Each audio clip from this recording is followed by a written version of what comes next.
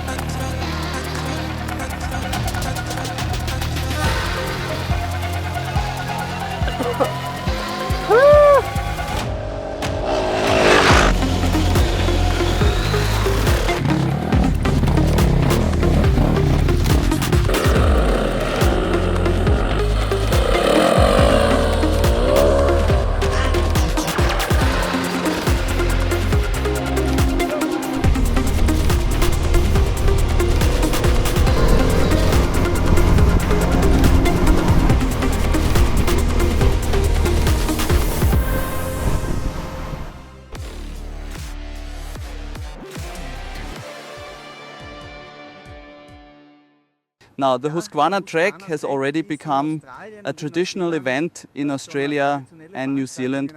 In Europe, though, this was only the second time it's been held, last year in Spain and this time in Portugal in the Serra da Estrela area.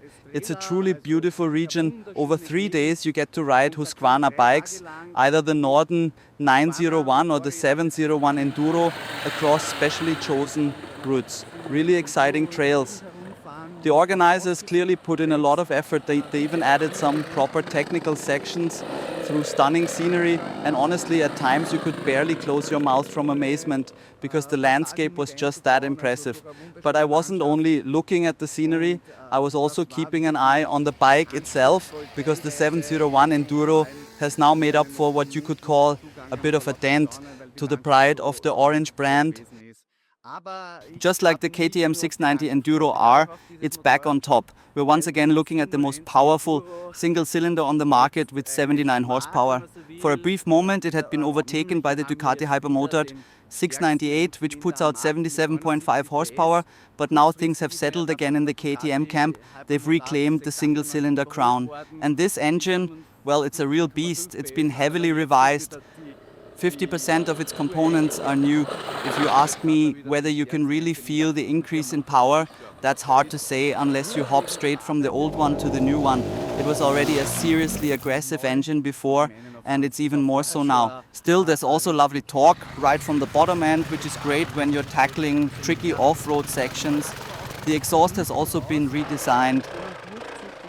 Sure, you could argue it's a bit on the big side. Not everyone will love the look of it, but at least it means you've got the option to fit an Akrapovic slip-on or something similar. And I have to say, it sounds less tinny than the previous model, which I quite like. Definitely an improvement. Another big plus, the service interval has gone up to 15,000 kilometers compared to 10,000 on the old model. So you can tell this bike is also built with travelers and long distance riders in mind. I should say I'm not exactly an enduro pro. There were some proper off-road experts in the group who showed just what this bike can do on the challenging Chile 5 sections. I'm more of an adventure rider, a touring guy, And even for that kind of riding, this machine is an excellent choice. We've got suspension travel of 265 millimeters at the front and 250 millimeters at the rear, and ground clearance of 265 millimeters. That's proper enduro territory. And that's not all, as the seat height is quite something too at 935 millimeters. I can't actually touch the ground with my toes. You have to slide a bit to the side to get a secure footing. But aside from the reworked engine, which, as I said, is once again the most powerful single cylinder around, there's another big change, the electronics. This bike now comes with state-of-the-art tech. You've got a 4.2-inch full-color TFT display, which you can customize to your liking. There are 2 standard riding modes, street and off-road, and then there's the rally pack, which I can really recommend because it lets you fine-tune the bike to your preferences. For example, you can adjust the traction control in 9 steps, just like you might know from the Husqvarna Norden 901, and you can do it seamlessly while riding or even switch it off completely. And now there's also something brand new, the dynamic slip adjuster, which really impressed me with how it works.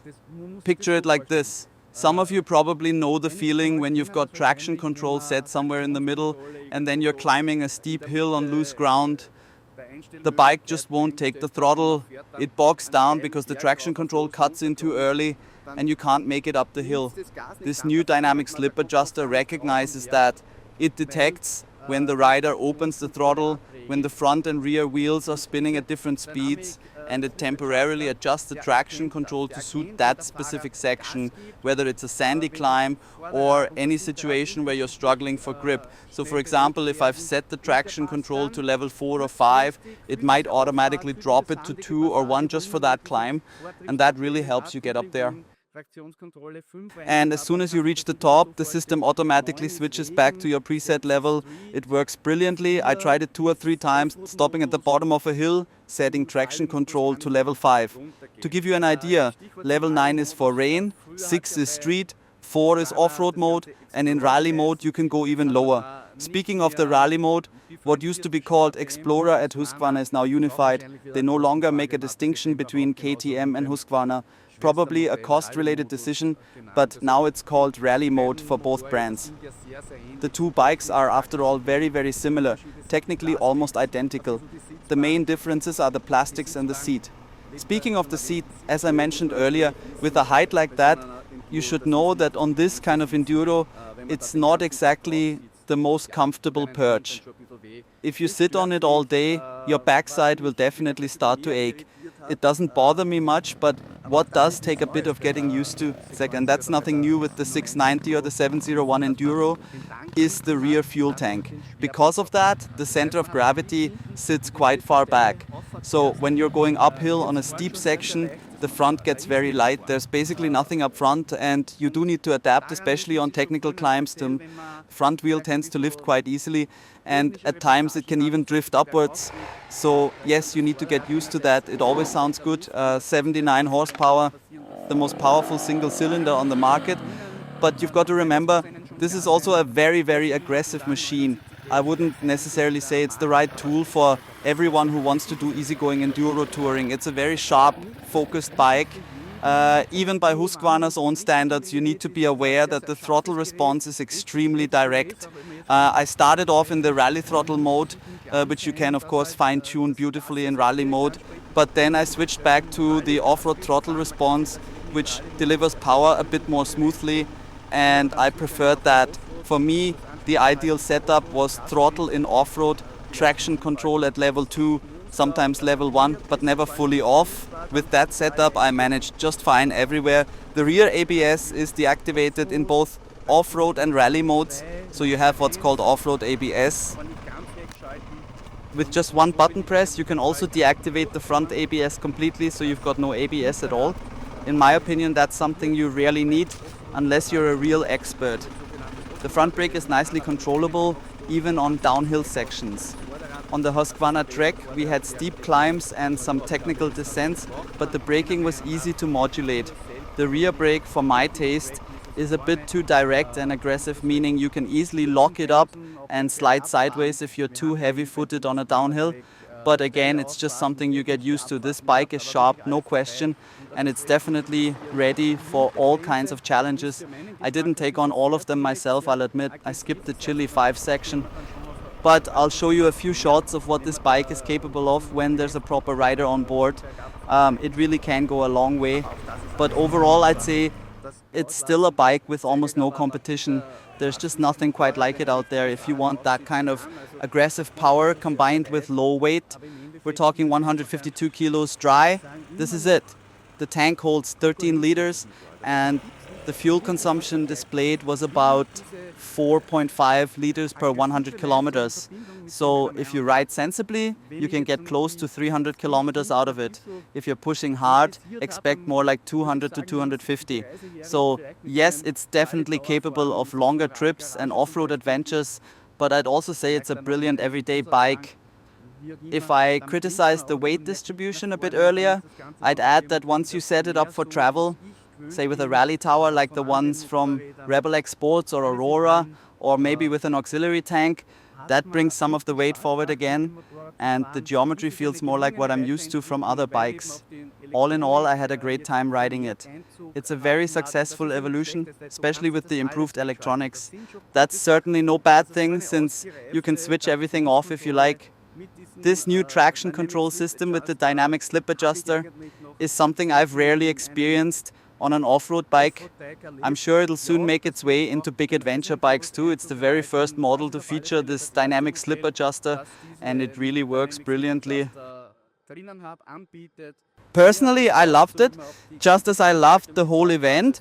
So I'd say if you're a Husqvarna rider, mark the Husqvarna Trek 2026 in red on your calendar. It'll probably take place again in autumn, and it's definitely one of those events you should experience at least once. It's just great fun. And if you enjoyed this video, if you found the info useful, do me and the Husqvarna 701 Enduro a favor. Give it a thumbs up, leave a comment below telling us what you think about these LC4 Enduros, and whether you like the fact that there are two different versions that, to be honest, are pretty much identical apart from the looks. I'd love to know what you think, and if you haven't done it yet, very important, subscribe to our channel and turn on the notification bell so you don't miss any of our future videos.